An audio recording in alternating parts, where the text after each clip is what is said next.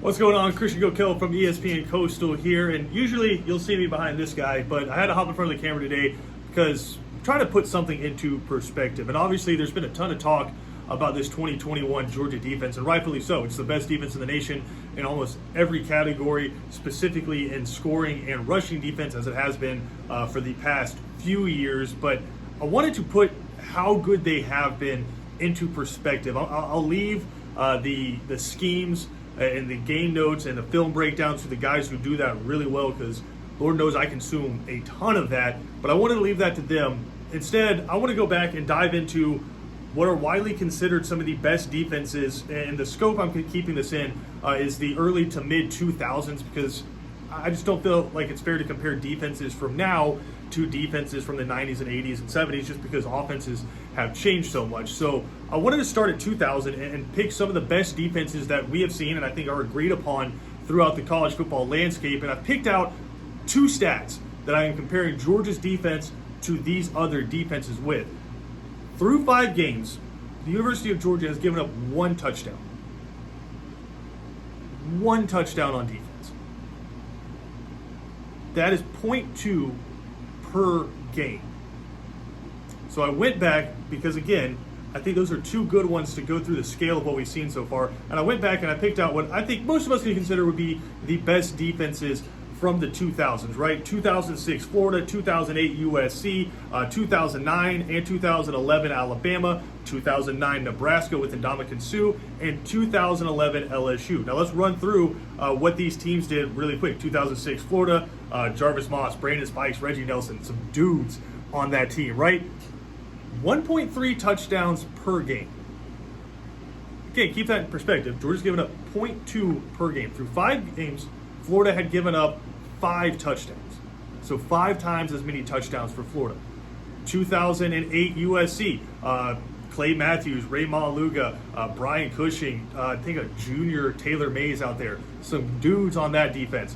2008 USC, they'd given up 6 touchdowns at that point, and for the season, they gave up 1.1 touchdowns per game. So elite, right? You give up 1 touchdown per game, that's elite. 2009 Nebraska, Ndamukong Suh, I think they finished 10-4 that season, but that defense was ridiculous, and one of the closest years we've seen to a defender winning the Heisman Trophy with Ndamukong Suh. They've given up 4 touchdowns through 4 games and 1 per game on the season. 2009 Alabama, Kirby Smart, defensive coordinator there, through, and this is surprising, through 5 games, they'd given up 7 touchdowns. But then on the season, once they really started to kick it into gear, 1.2 as the total per game for 2009 Alabama. 2011 LSU, obviously a team that played for a national championship, gave up 7 touchdowns through 5 games, and for the season, 1 touchdown per game. That's what, 8 NFL defensive linemen? Yeah, 8 NFL defensive linemen, 8 NFL defensive backs on that team, including Eric Reed and the Honey Badger. Just an absolutely ridiculous LSU team.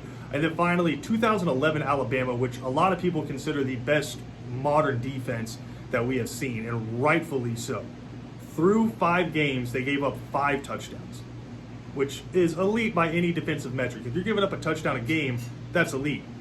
Once they kicked it into gear, the rest of the season, they gave up 0.7 touchdowns per game. Less than a touchdown per game for 2011 Alabama. Georgia, again, through 5 games, has given up 1 touchdown or 0.2 touchdowns per game. It's insane what they've been able to do. If you want me to prognosticate forward, I don't know that they have faced an elite quarterback yet, and I don't know that they will until they get to, or if they get to, Atlanta, which is highly probable right now. But we could see Anthony Richardson on the schedule, future schedule for Georgia there from the University of Florida, or Emory Jones in that game. Really still have Kentucky left on the schedule. Bo Nix, and what we saw him do against LSU was insane, but haven't really seen an elite quarterback yet. But it doesn't matter. Ask anybody that's coached, played, or just been around the game of football. Giving up 0.2 touchdowns per game through 5 games is unbelievable in any era of football, any level of football. It's been a dominant start to the season from the University of Georgia. Curious to see if they can match up with some of these greats, because, I'm sure you noticed as I was reading down some of those, you have 3 national champions on that list, Other team played in the national championship against one of the teams that won it on this list.